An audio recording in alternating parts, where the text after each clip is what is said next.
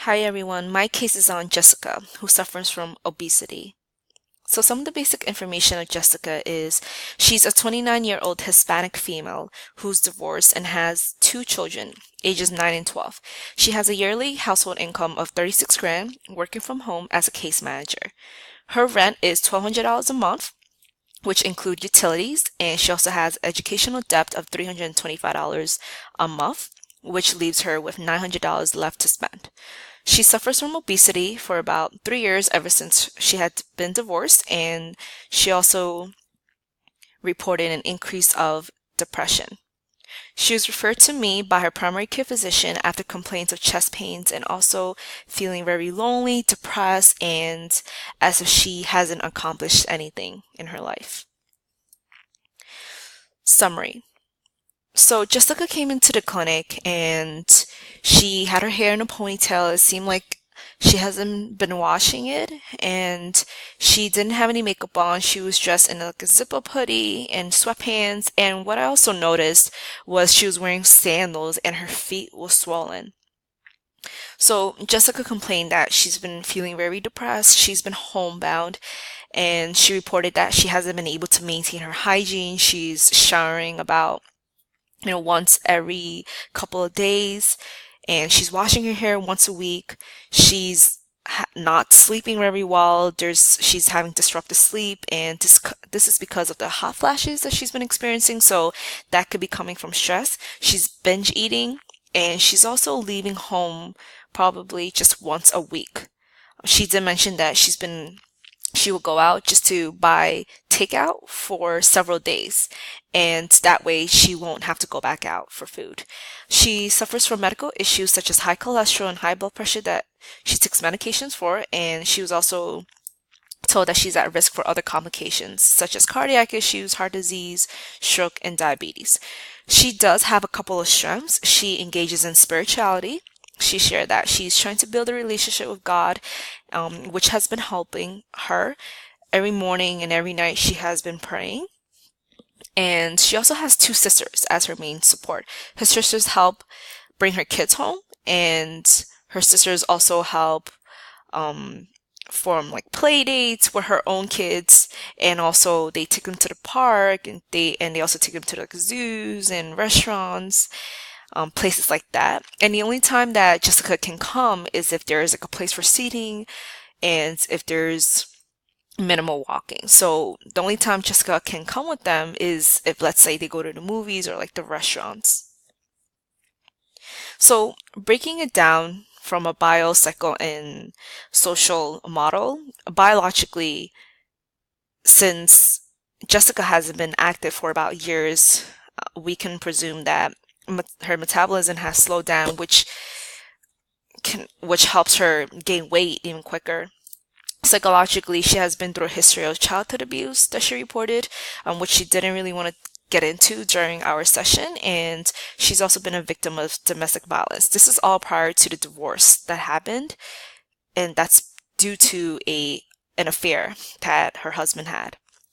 So socially, she has limited support system. She only has her two sisters. She doesn't have any friends. She's also living in a lower income class neighborhood, which she reported there's a lot of like fast food restaurants around her. And because of her Hispanic culture, that can also influence her choices of food. So goals.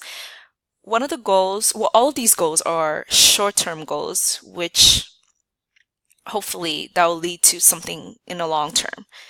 So, number one, we want to reconstruct her negative self-concept. She came into the clinic. She reported that ever since her divorce had finalized, her self-esteem had just shut down. She hasn't been feeling very hopeful about herself, and she has not thought about dating. We want to change her eating habits and incorporate exercise. So, with the hopes of reframing these negative thoughts into more positive ones, we hope that she'll be more encouraged to engage in these activities that are going to be healthy for her, and in which in return will improve her overall behavioral functioning. And we want to incorporate some stress management techniques such as like mindfulness and maybe journaling, maybe reaching out to neighbors or other family members that she might have. All these different techniques that we're going to be discussing during our sessions will hopefully help reduce some binge eating habits.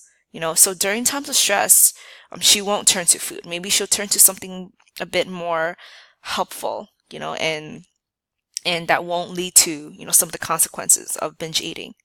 And lastly, we want to promote healthy weight loss. This is a long-term goal. Overall, that will help promote a more healthier lifestyle. So the modality that we're using is cognitive behavioral therapy in combination with stress management. Jessica will also be referred to a psychiatrist after signing release forms from her primary care physician. We do want to check her blood work. We also want to check like any history of family medical issues, maybe any history of like mental health issues. That way we can gain a better understanding of Jessica and possibly put her on antidepressants. So what are some of those treatment outcomes that we hope for?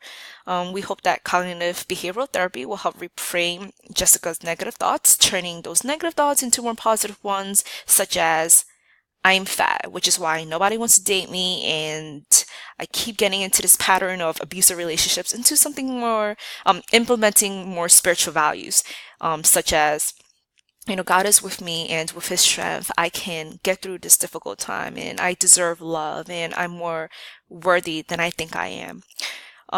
Another outcome is we hope that she will be more motivated to engage in activities that, like I said earlier, that will improve her behavioral functioning, such as healthier food choices, exercising. Dieting might be a little bit more burdensome on her because dieting can actually affect a mood sometimes. So we want to do this gradually. So we don't want to get her into just dieting right away, but we do want to have her first start with choosing more healthier food options and also maybe eliminating the takeout foods. Another outcome that we hope is developing some stress management skills. Like I said earlier, maybe some mindfulness, maybe some journaling. That way she doesn't always have to turn to food. And lastly, weight loss, which will overall improve her mood and also reduce the effects of obesity and maybe even reverse obesity in the long run, and hopefully, all of these outcomes will be sustainable in the long term. All right. And so thank you for watching, and this will be for us to follow up in the near future. Thank you and have a great day.